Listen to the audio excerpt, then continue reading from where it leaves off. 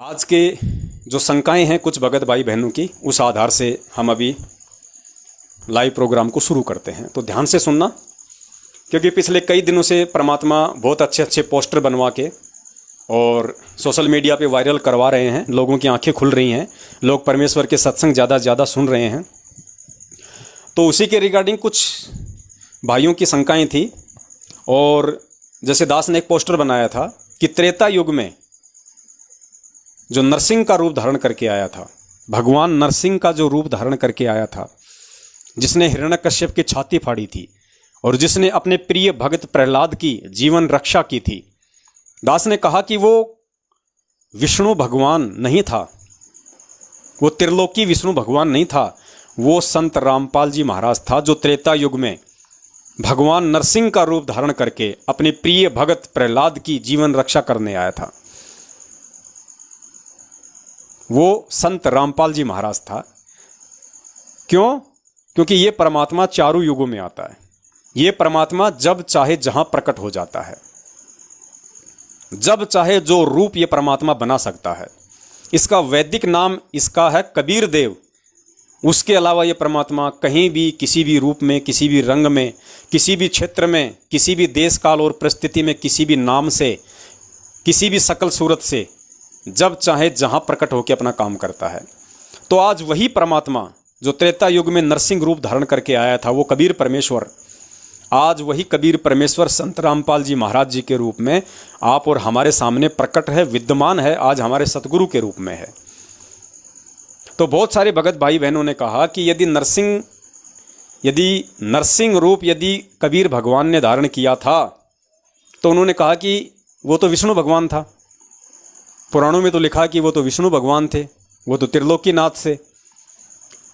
तो कबीर जी नरसिंह के अवतार कैसे हो गए, कहाँ से हो गए? तो कॉमन सेंस की बात है, जगत वालों को ये बातें इतनी आसानी से समझ में नहीं आ सकती हैं। इसके दो कारण हैं पुण्यात्माओं। सबसे पहला कारण तो ये कि हिरण्यकश्यप ने ब्रह्मा जी से जो वरदान मांगा था अपने कठोर तप के बदले, उस वरदान में उन्होंने ये मांगा था कि ना मैं दिन में मरूं, ना मैं रात में मरूं, ना मैं जमीन में मरूं, ना मैं आकाश में मरूं,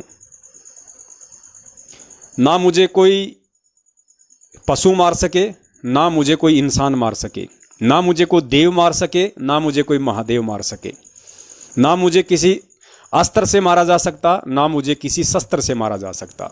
अर्थात उन्होंने ब्रह्मा जी से इस प्रकार का वरदान ले लिया कि इस 21 ब्रह्मांड में कोई भी समर्थ शक्ति उसको मारने के लायक नहीं थी। इसलिए उस कबीर परमेश्वर को नरसिंह रूप धारण करके और अपने प्रिय भक्त प्रहलाद की जीवन रक्षा के लिए, हालांकि जो प्रहलाद जी थे वो त्रिलोकीनाथ विष्णु भगवान का ही जाप करते थे, उनकी भक्ति करते थे, लेकिन ये परमपिता परमेश्वर तो सबका भगवान है, चारों युगों में आता है, सृष्टि का रचनहार है। आज चाहे कोई देवी देवताओं की भक्ति कर रहा हो, चाहे कोई ब्रह्मा विष्णु महेश जी की भक्ति कर रहा हो, चाहे कोई किसी अन्य नकली धर्म गुरु शंकराचार्य संत और महंत के पीछे नाम लेके भक्ति कर रहा हो, समय आने पे रक्षा उन सब की ये कबीर परमेश्वर ही करता है। वो चाहे कोई भी कारण बनाता हो, कोई भी रीजन बनाता हो। तो उस समय जो भगत जो प्रहलाद की रक्षा की थी, वो उस वरदान के अकॉर्डिंग उस कबीर परमेश्वर ने ही नरसिंह रूप धारण करके की थी। क्योंकि उस वरदान के अनुसार इस 21 ब्रह्मांड का कोई भी देव, महादेव, कोई भी व्यक्ति उसको मारने में सक्षम नहीं था। क्योंकि उसका वरदान था कि ना मुझे देव मार सके, ना मुझे महादेव मार सके। क्योंकि उसने तप इसीलिए किया था कि क्योंकि वो राक्षस खानदान से था, वैसे तो ब्राह्मण था, लेकिन आगे चल के अपने कर्मों से वो राक्षस हो गया था।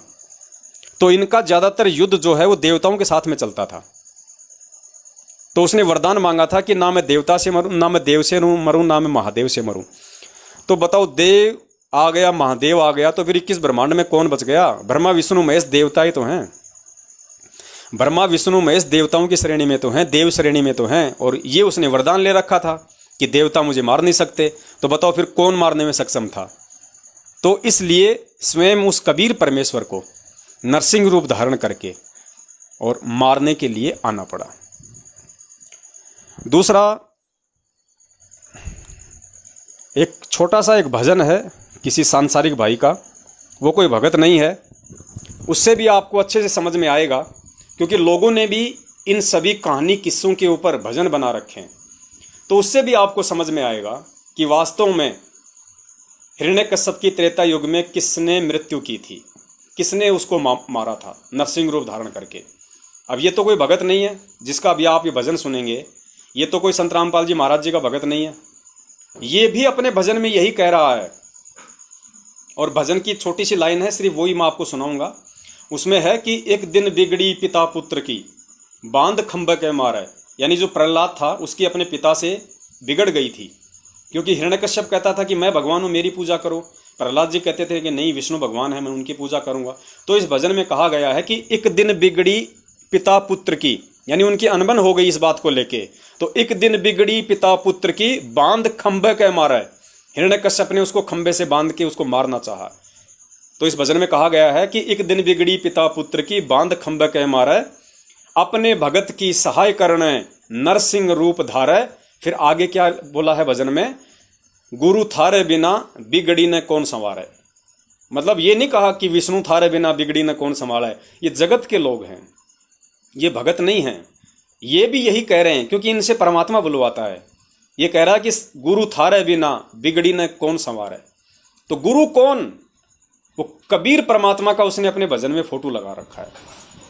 तो इससे भी आपको दृढ़ता आएगी, थोड़ा हकीकत का आपको पता चलेगा। थोड़ा ये भजन की 2 लाइन आप जी सुनिए।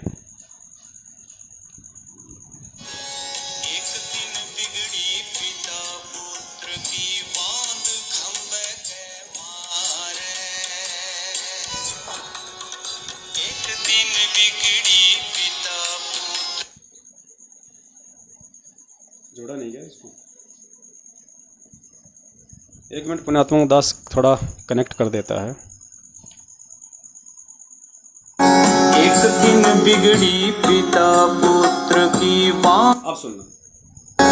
एक दिन बिगड़ी पिता पुत्र की, बांध खंभे के मारे। एक दिन बिगड़ी पिता पुत्र की, बांध खंभे के मारे। अपने भगत की सहाय करने ने